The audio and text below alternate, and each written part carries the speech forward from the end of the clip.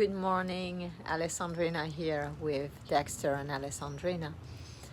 And today I wanted to talk about the story we tell ourselves and how those stories can actually limit the amount of self-love and the amount of love that we feel in our lives.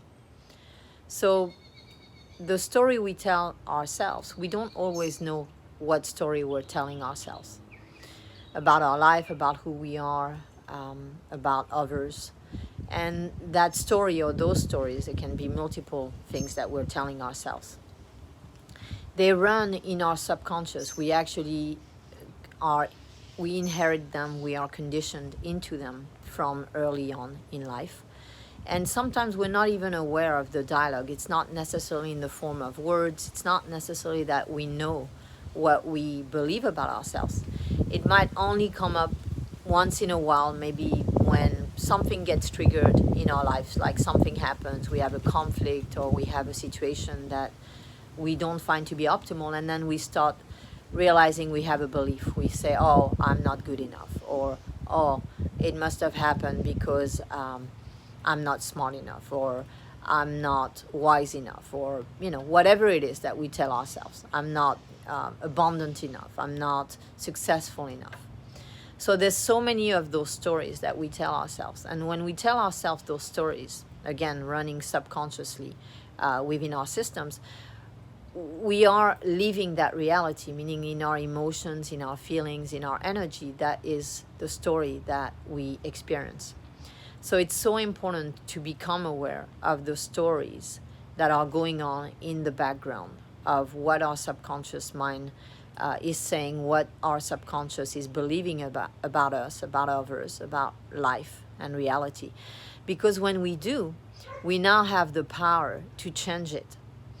What is unconscious or subconscious remains dormant, or it comes up and we might not always know why it's coming up, what it is, and therefore if we're not aware of it, it just remains there in the background, just playing out. And since we spend 95% of the time in our subconscious, obviously that is where what we experience most of the time. That's the energy state that we're in most of the time.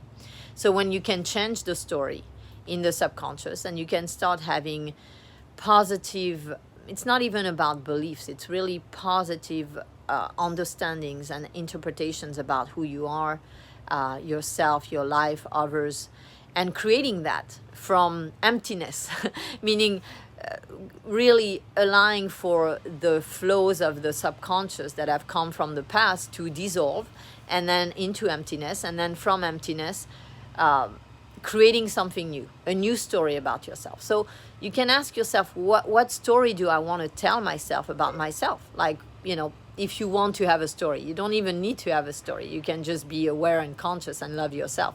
That said, if you want to believe something about yourself, if you want to feel good about yourself, well, what is it that will support that? What is it that I can tell myself? What is it that I can essentially interpret positively, optimally about myself, my life, and others, that's going to bring about self-love, bring about love in my life?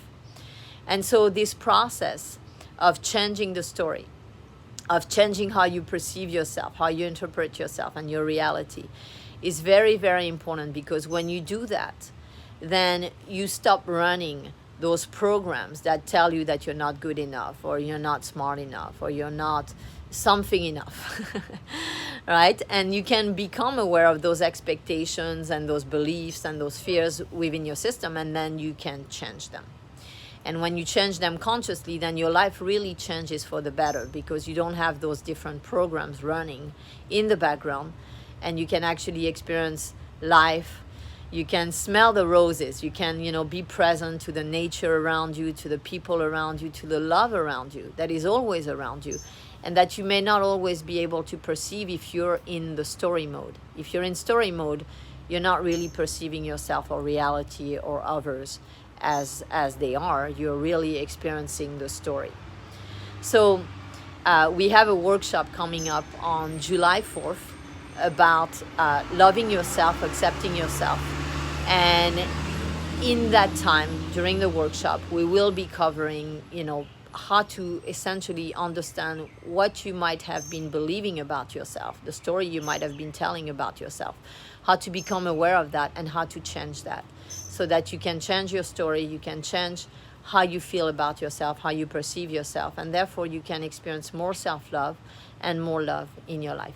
I hope this is helpful, and I hope that you can join us on the 4th of July, and sending you much love and wishing you a wonderful day.